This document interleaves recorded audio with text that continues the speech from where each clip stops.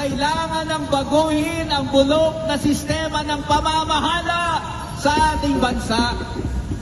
Ang gusto yata ng mga ito, business as usual, kurakot as usual. Papayag ba tayo dyan?